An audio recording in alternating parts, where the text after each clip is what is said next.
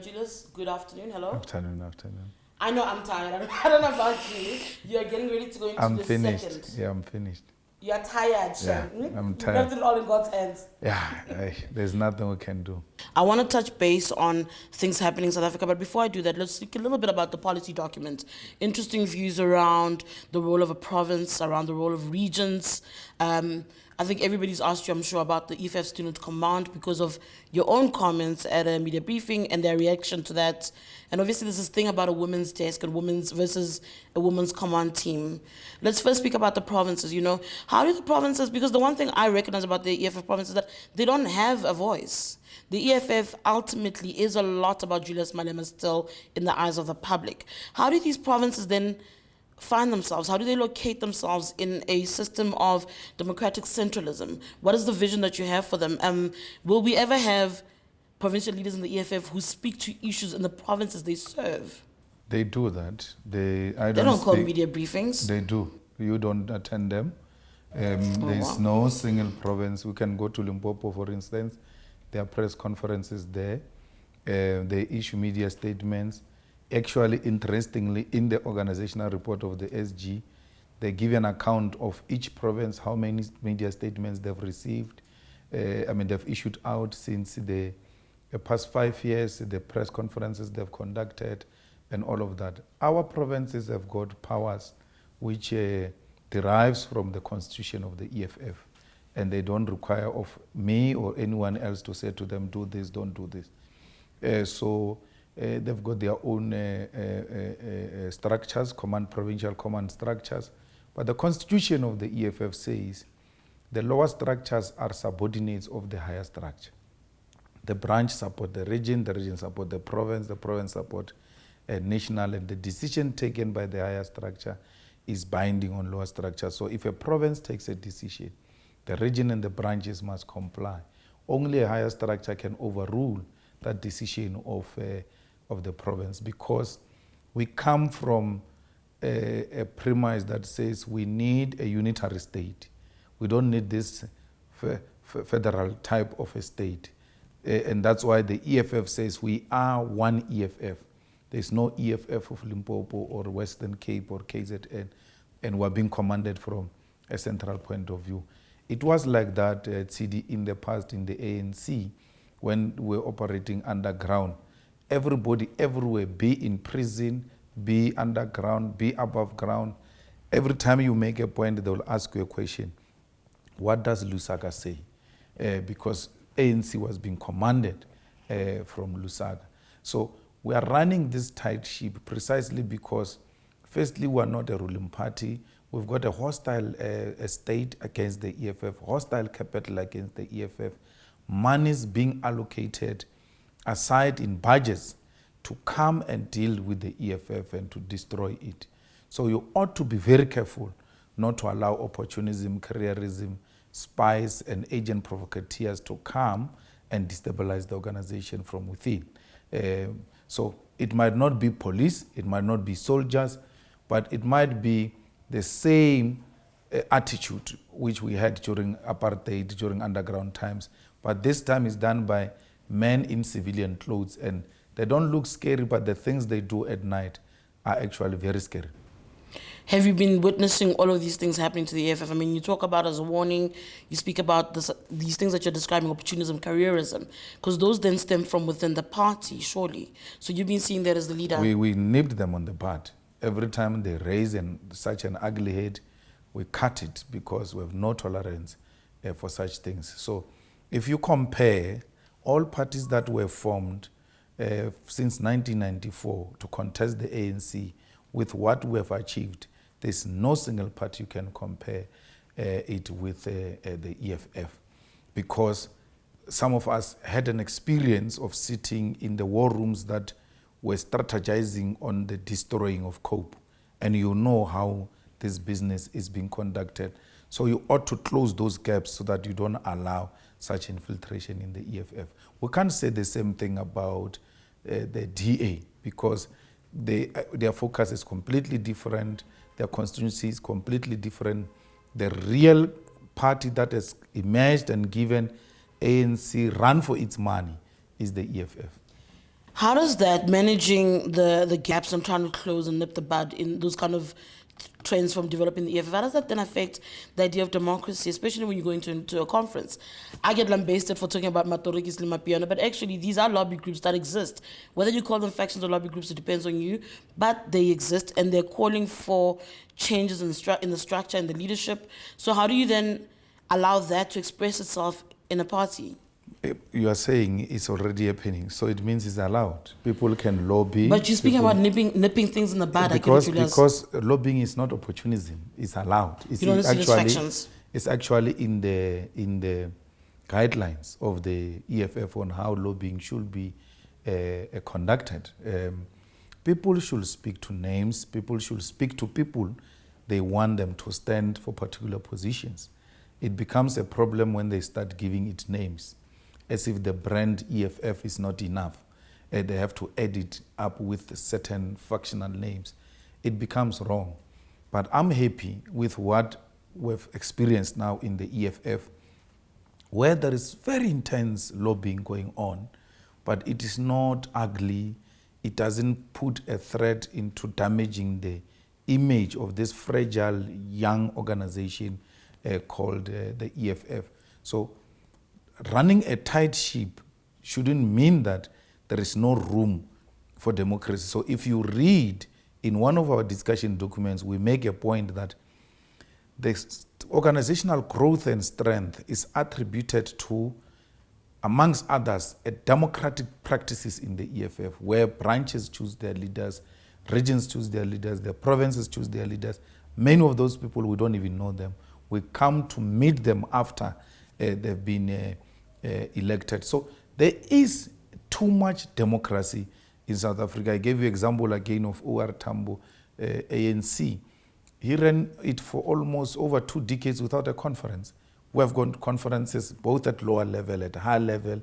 People get elected, others get angry after elections, throw their toys out of the court, but we still say come together, and we're happy that now we're going into this conference with a very, very, sober environment. You haven't really said whether or not you're available to run again. Everybody seems to be in favor of you returning, saying the EFF still needs you at the helm. Where do you stand on taking the party forward?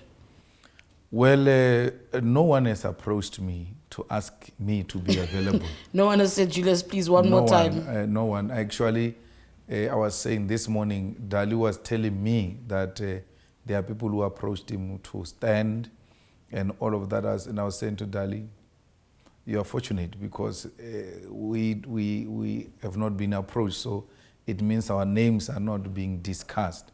So I will deal with that question when the leadership comes to me, because firstly, they have to tell me why I shouldn't stand if they say I must not stand. Secondly, they have to tell me why should I stand if they want me to stand. What are the issues they want me to deal with and all of that. And those reasons have to be political, and those reasons have to be convincing. So for me to say, if elected, I will do this for the party, will amount to me campaigning, and that will be against the conference guidelines. What does it say to you as a leader of the organization if you have not been approached? It means they're not talking about me. What does that say to you? I don't know. It means they are tired of me. They are thinking of other things. So I really don't know. What matters for me is to go and give them their organization on the 13th of December, intact, much bigger and stronger, because they elected me for 5 years. So they don't owe me anything beyond what they've asked me to do. I want to speak about you. There's other things I want to discuss about on conference, Yeah, sure. but let me get into you since we're talking about you. You were, I almost sense a bit of anger, really, and a little bit of frustration at your previous media briefing, where you spoke about how what happens with this particular organization lands on your individual name. It sits with Julius. There's a lot of talk around how you feel people are out to get you, the 702 Blacks, News 24, Stratcom, WMC, you're this target. And the last time you and I spoke about VBS, you again made it as if you are again being attacked. It's not about you. Help me make sense of how, where you are standing, you are this person that everyone is out to get. Tshidi, I was painted the most corrupt person who had collapsed Limpopo government. And I was charged. I went before court and they couldn't bring their case. The judge said this matter should not come back until you are ready. I'm told now that people are being charged on the same matter. I'm not being charged. For corruption on point, yeah. I'm not being charged. And that is the whole objective. I must just be painted as this person without being trialed or anything of that sort. Trialed in the media, public opinions, found guilty, convicted, sentenced, without having. What threat do you pose that you'll just be tried so much? And I don't understand. So I want to put it differently, actually. If this guy is corrupt, this guy's got no state power, this guy has got no power, white monopoly capital power, ownership of the means of production, why are you not arresting him? Why can't you just arrest? I mean, with all these things that you have written about me, with all the accusations you have put against me, what makes it difficult for them to take me to court and trial me with the evidence they have and send me to prison? Because I can't stop anything. I can't. If I'm corrupt, unlike Zuma was a president, unlike the rest, they're ministers, they're all that, maybe you are careful around them. Who am I? Why am I, if I'm not being targeted, if my name is not being destroyed for purposes of settling political differences, why am I not being held before any court of law? Two-pronged question around that. The first one being, while you make this point, and I think it's a point well worth thinking about for the rest of us and for people who are making sense of what's happening around you. While I think that that's legitimate, I also then think, wait, there are charges around land. Did he make utterances about land? Yes, he did. They're part of their pillars of their political party. There's issues around on-point engineering. Was he initially charged? Yes, he was. The altercation at Mama Winnie Madikizela Mandela's funeral, did that happen? There's video images that something did take place.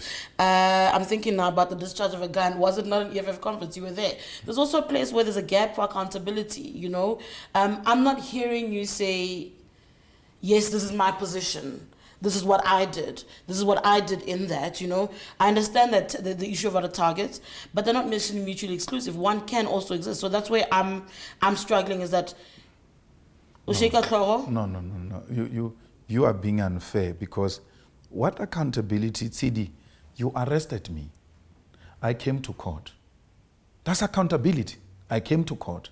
And I even said to the court, you guys must go back to that trial. I said to the court, since we have been coming here and they are not ready to do anything, can you separate me? I didn't say drop charges. I said separate me and trial me alone. I asked the court, and the court said, you are not in any position to ask for isolation. The state is the one that will ask for separation. You have no such powers.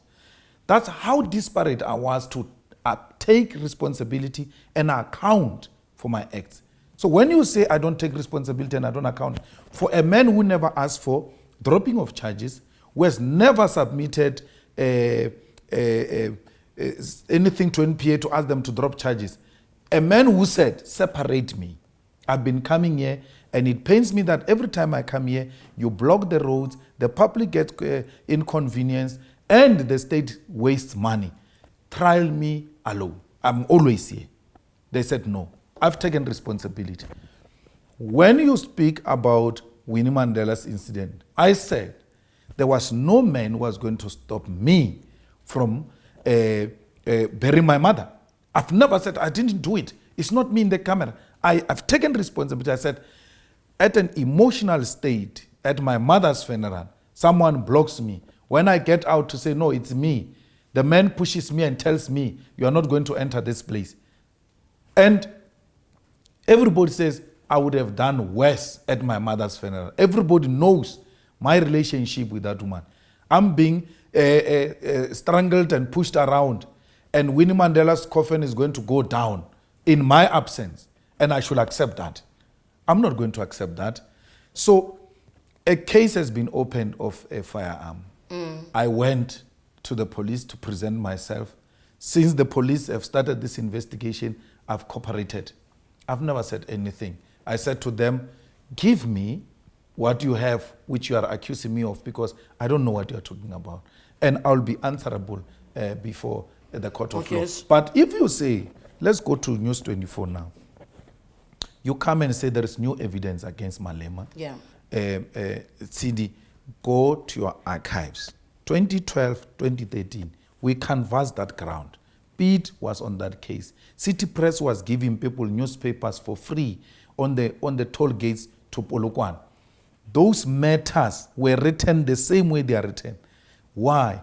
That is Van Lochenberg brought those things to us during SARS issues and said, account for this, account for this, account.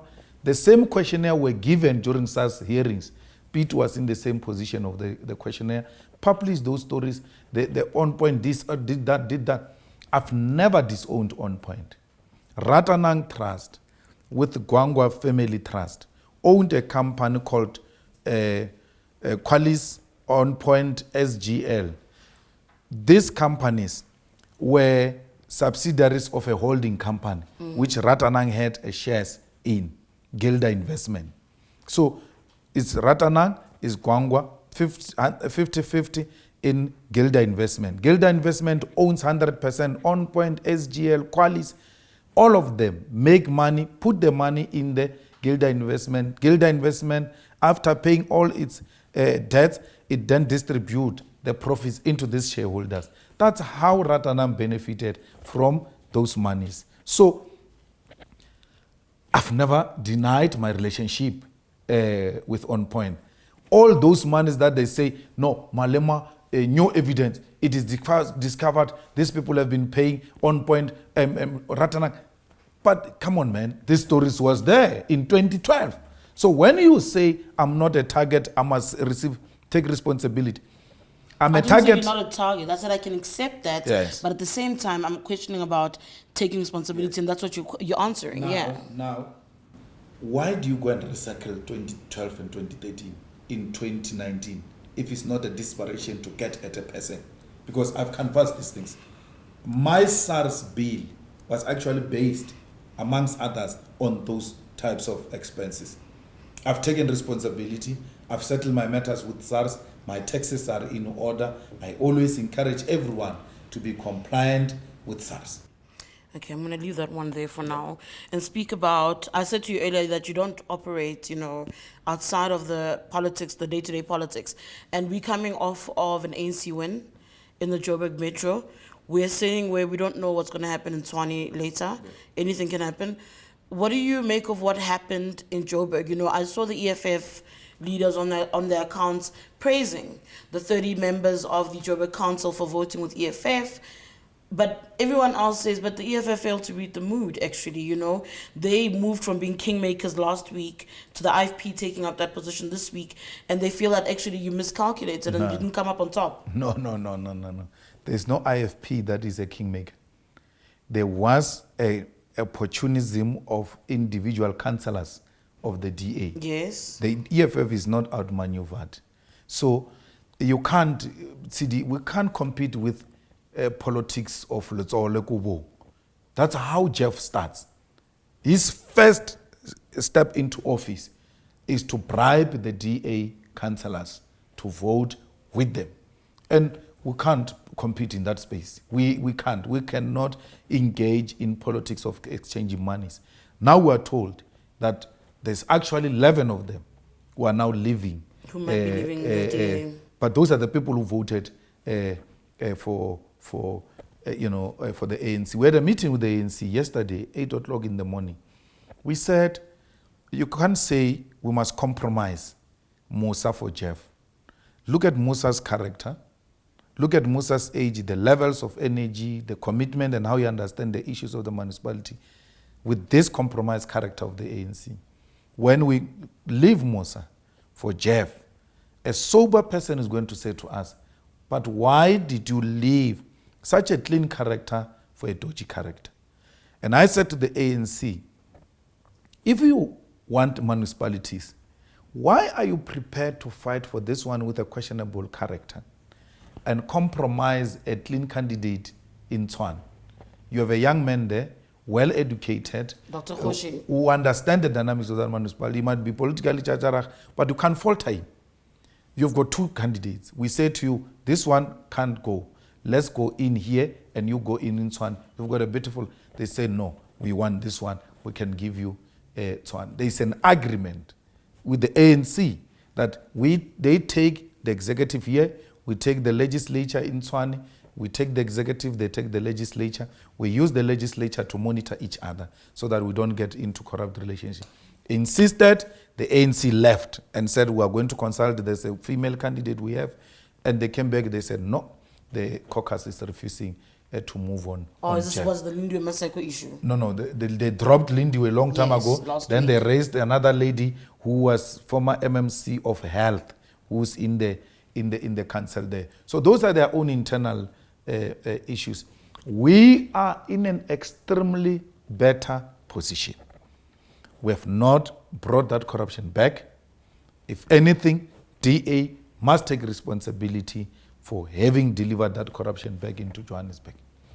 Are you concerned with Jeff at the helm? You know, there are a lot of stories that stemmed from the Joburg City Council where there were claims of kickbacks around tenders. We're linking them to the EFF. Are you concerned at all that now you'll become hunted at some level? There'll be a need to probe the EFF further, seeking to find something? Nothing. No, I'm not. I want to say, look. Tshidi, they said, and you must ask those questions, and we must ask critical questions. Yes, an African getting a deal for cars. They say no, they got the deal for cars because they bribed Malema, because they put money in Malema's cousin's company, blah, blah, blah. My cousin and that guy have got their own businesses in Polokwane, where the EFF has got no relationship, no power, nothing. But the question we need to ask Tshidi is, who did Malema bribe? We ought to ask that question. You cannot just make a statement like that without backing it with facts. Because I don't sit in the council. My people who are in the municipality do not sit in the tender committees. You ought to say, Julius told this one told this one, and this is the thread, or this is how they're going to benefit you. If you deliver this one, you're going to be promoted. If you don't, you're going to be fired. No, there's no such thing. No, the money went there, therefore, on an unrelated project, which has got nothing to do with Joburg. So you're not worried? And someone asked me, are you worried they're going to cancel African contract? I said, cancel that thing. Whether you cancel it or you don't cancel it, I don't care. If they've broken the law, they will take you on. Mashaba's DA conducted an investigation on Afrent. They couldn't find anything, no link, none whatsoever, between me and those people. So I'm not worried at all about anything being found against me. All right. I've never dealt with any of these municipalities in my entire life. All right. So your relationship with the ANC, you had met yesterday, they didn't agree. Where does it stand now? Because Tshwane is still a question mark. We're going to vote with the ANC. In Tshwane? Yeah, to remove the DA. With what I didn't in tell you mind? what happened. So I called Helen yesterday and I said, Helen said to me, I'm with John and the other one. Who's the other one? Dr. Ivan Meyer? No. The guy who was at Helen's position before. Or James South? James South. We're together here, we're going to put you on the speaker. I said, fine. I presented my case. Then they said, no. Helen said, Julius, I can't say this is what must happen. You and John must talk. Once you agree, my role is to make sure it is implemented the way you want it to be. Then John took the phone. John said, no, we can't give you speaker anywhere. We can't give you any executive position. You guys must be chair of committees because a speaker can be used to destabilize the executive. So I said, no, we can't be reduced to subordinates of whiteness. If that is the case, then let's leave it. That's where we are. The ANC was more than willing, said this is the best proposal. The difference with the EFF and the ANC is on Jeff. Okay. But in terms of how we need to go about, we're together. I mean, Ace did say nothing stops the EFF and the ANC working together in the future. Yeah. You are kind of working together in Tshwane. What's the end goal? Does the end We're goal see actually working Tshwane? together in Nelson Mandela. Of course, yes. Yes. Okay, there is Nelson Mandela Bay. Yes. I actually need to ask you a question about that. But before then, does that see us having a EFF mayor in Tshwane? Is that the deal? It's not ruled out. Those ones who say the EFF was... So it's not guaranteed yet, but it's on the table. No, the mayor is coming. There's no way. No, based on the agreement with the ANC, The mayor is the coming. Tshwane mayor, they're not going to put up a candidate. They're not putting up a No, we are talking to everyone now. Okay, now you're just open to everybody. But the Anything can DA happen. is we're dropping. And you know- The floral suit we're dropping. That one is non-negotiable with the DA.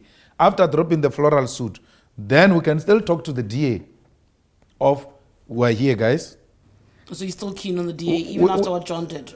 We can. As long as he is now coming back to his senses, because that arrogance maybe was informed by the fact that maybe EFF hates ANC so much, they have their own personal problems, they won't allow it to happen, they will still come to us.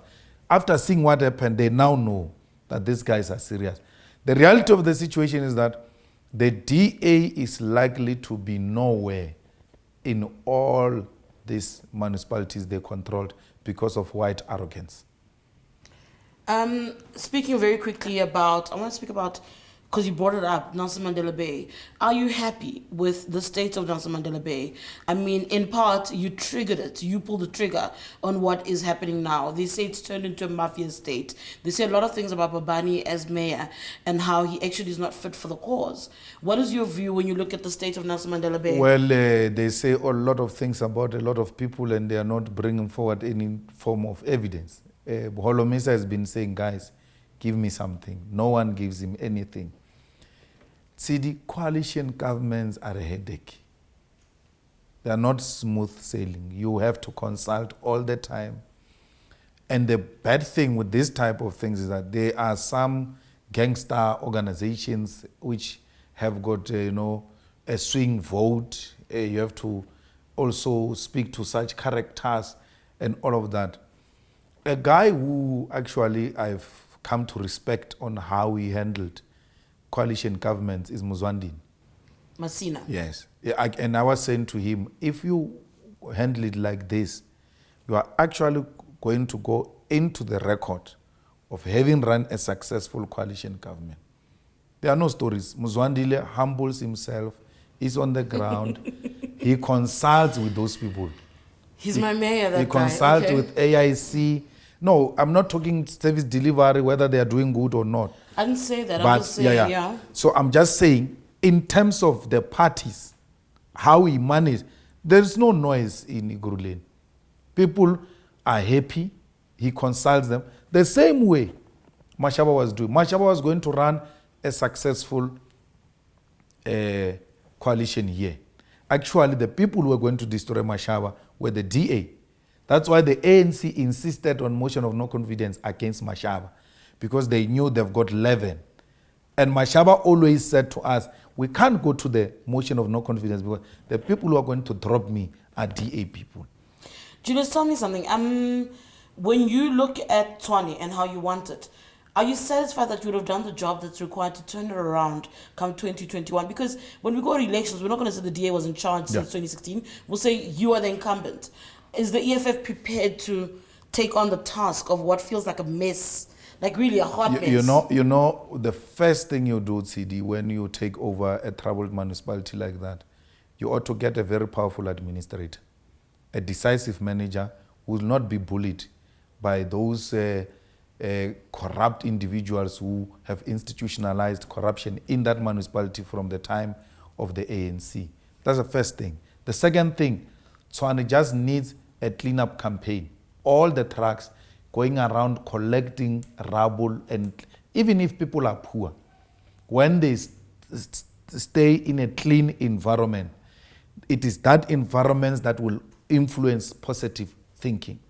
Then you ought to zoom into the workers and say to the workers, this is our plan, this is how we want to go about it, particularly with insourcing, particularly with issues of salaries, because there is an outcry that the executives have given themselves too much increase and have not given the workers. So you ought to move into that space.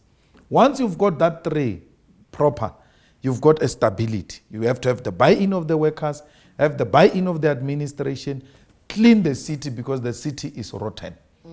And from there, you start looking into existing projects because you are inheriting a budget which is already passed. Sure. You ought to move into Hammanskraal. Why should it be difficult in Hammanskraal to get a well-equipped company that will work 24 hours to get that water working properly? Because all types of tests have been conducted and they said this water is not safe. It doesn't start yesterday. No, it doesn't. Why can't we have someone who says, I'm going to open an office here and I'm going to get this thing right? Because this is the most challenging thing in Tshwane, where the Hammanskraal people do not have proper clean water. Then move into Lodium and other parts of Atteridgeville and Mamelodi where there is no reliable electricity. Get a well-equipped company with capacity. What is the problem? We are going into budget adjustments now in January. What is the problem? The problem here is 1, 2, 3. You adjust the budgets to meet these immediate challenges. You have to have someone who's willing to spend sleepless nights for the next 15 months to fix that rotten city, not this thing we're being subjected to. So you want to use Tshwane as a model to take to the people in 2021? Absolutely. And then what do you say to those who said, but you said you don't want it via the back door. You said you wanted to be in office based on votes from the citizens. Yes, but now the development is such that everyone else says, we've seen them, they are good at this, they are good at that, they are not good at governance. They've got no experience. We want that experience. That time, that was not the criticism. Now there is a huge criticism of where is the experience? Where have they governed? We ought to get that experience because politics are not static. That time, it might not have made sense. It makes sense now that people are saying, you ought to govern, want to see you. So that's why we are saying, give us an opportunity to govern so that in 2021 we can say to our people, in 15 months, these are the things we've turned around. Okay, I'm wrapping up. I'm almost done. Sure. Let's speak about the potential wings in the EFF, going back to conference really. Lots of talk about the Women's Command team. In fact, I think News 24 has an opinion piece from that lady that speaks about how women should be given a space. It must be considered for women to have a space to be EFF, but not have to deal with the toxicity of men that come with being in the EFF, with the misogyny that comes with men who occupy spaces. And there's a back and forth about whether or not there must be a female command team that has voting powers. It almost sounds like the block structures, the league structures of the ANC when you go that route. What is your position? Well, I agree. The constitution of the EFF actually provides for the formation of the Women's Command and the Youth Command. Yeah, and even a youth, I think the youth development, there's a third thing, youth development, youth leadership thing. No, it's the Youth Command. There's two, and then the Student Command. Yeah. Now, and once formed, they were going to assume the same status as the Youth League and the Women's League. They will have voting powers. There will be another province of the EFF. So I absolutely have to not have a challenge about that. My problem is the time right? Not in the 70%, if not 75% of campuses in South Africa. And therefore, where they exist now, in that 25%, is where we went to launch them as the mother body. They now have the third leadership. They've not gone beyond what we handed over to them. So that's my challenge with them. So are you not going to fail with the Women's Command? Are you not going to fail with the Youth Command? Are you not going to take the same women that you have in the leadership of the EFF and say to them, go and form the Women's Command? And by them going to form the Women's Command, you have isolated them from a strategic center where serious decisions are being taken because they are now preoccupied with formation of the Women's Command. But I'm prepared to be persuaded otherwise. I've got no problem at all with the two, youth and the Women's Command. parting shot. The policy paper speaks about an international relations desk of sorts, and the interesting or fascinating trend with the EFF has got to be in Namibia. I think there's something in Uganda, Zambia. You're finding expression across the continent, parts of the continent. In fact, personally, I feel that's something the ANC should be concerned about. Maybe they're not. On your part, though, how do you then expand on this? Have you thought about how the EFF then takes us forward? I mean, the Namibian elections produced an interesting result as far as the EFF that side is concerned. What is the thoughts around it beyond just a desk that speaks to the formations in the different countries on the continent? Well, firstly, you have to have a desk dedicated to international affairs. And then secondly, that desk must go and help us to establish the EFF all over the continent. We make no apology about it, because the problems of the continent, Tshidi, are the same. Land dispossession, exploitations of our minerals, the anti-black racism and all of that. So we ought to unite the continent, and the EFF speaks about a borderless continent where all of us come together so that we can be recognized as a united force internationally, so that we sit on the same table with the G7, G8, because of the size of the continent and its population. They undermine us because of the divisions which are called borders. We can't do that if we don't introduce Pan-Africanism and EFF ideas in all corners of the continent. We are doing very well, by the way. Everywhere we go in the continent, firstly, we are recognized. Secondly, people are asking, why are you not doing the same thing here in our continent? We need you guys to come and help us. And I was saying to someone that, you know, if EFF is tired of me, they can actually assign me to international tests. I think maybe that's where you must go. And I'll do a very good job for them in establishing the continent. It'll also give us local journalists a slight break, a tiny break. So maybe that's where you must go. But Julius, another thing about the borders issue, I didn't want to get into it because for me it's also very obvious, and it's quite clear where the EFF stands. But the one thing that's interesting, and Twitter's not South Africa, I'm always willing to accept that. I mean, it's obvious. But every time you speak of your vision for Africa and South Africa's borders, people who love you, who have a cult following, then also are like, no, they reject you. I mean, I'm like, VBS, anything you've done a lot of things, many questionable things. Those things don't bother people. They don't question you on things like, but when it comes to borders, I absolutely don't want to hear it. So how do you then move towards that when your followers, your supporters, some of your members, shut that conversation down? I like very difficult questions. I don't like simple things. So where people don't want to go, that's where I go. I went against the tide. I confronted the powerful. The people who supported me, turned against me, said it is impossible. Then later on, they come and say, yeah, you saw it. So that's leadership. When you are a leader, you ought to take difficult path. Some at the beginning will have doubt. Your resilience, your determination, your insistence on saying this is the correct path we need to take. They will come to the party. I mean, when we said Zuma must go, no one believed that. No one said, everybody said it's impossible. No, they loved you. You're the enemy of my enemy is my friend. Everyone loved you. No one loved me. I was never loved by anyone. I was hated. I was hated. I'm a member of the South African media fraternity, and I'm saying I beg to differ. No, I was hated by many, and many said it's actually impossible. It will never happen. When we were contesting President Mbeki with Zuma, everyone said you will not win. The man, Phela Mbeki was more feared than Zuma. The people were even talking exile at the time. We said, no, this is where we're going. So I'm not the man for obvious things.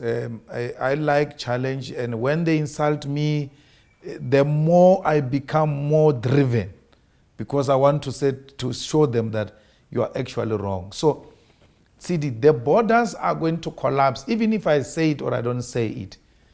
Kgalema tells us a story now of Lesotho, where There is a village in Lesotho and a village in South African Free State. People go and drink that side during the day, and then they go back that side. There's no fence. So me and you are imagining non-existing borders. Communities are integrating already. It means we are lagging behind. But Biko helps us to analyze these types of people we are talking about. That the oppressor enjoys the privilege of being in possession of the mind of the oppressed. So they don't realize that when you insult Julius about borders, you are unwittingly supporting colonialism. Because the borders were imposed for colonial purposes. And when you say we want anti-colonial organization, we want decolonized education, decolonized continent, but we support borders. What contradiction is that? Yeah. So it is a lack of understanding. And I'm sorry if they support me. I don't want to be supported by zombies. I want thinkers. I don't want fanatics. I want people who support me to think. I want them to thrive on superior logic. Why do you want borders in Africa, but Europe doesn't have borders? Schengen visa takes you everywhere. They are enjoying going everywhere. They don't want us to enjoy going everywhere in our own continent. Trade amongst ourselves, free movements of goods and persons. Why do we need visas in our continent? This division ought to come to an end. And it needs someone. I may not achieve it in my lifetime, but it needs someone who's going to start it, someone who's going to lose vote because of it, someone who's going to be unpopular because of it. Later on, the generations to come will embrace it and say, this is the way to go. Thank you. That was the Commander-in-Chief of the EFF, Mwana Kokusara, Julius Malema, speaking to News 24 just ahead of their second National People's Assembly, which takes place in Nazareth from the 13th of December. For News 24, my name is Tshidi Madia. Oh, yeah.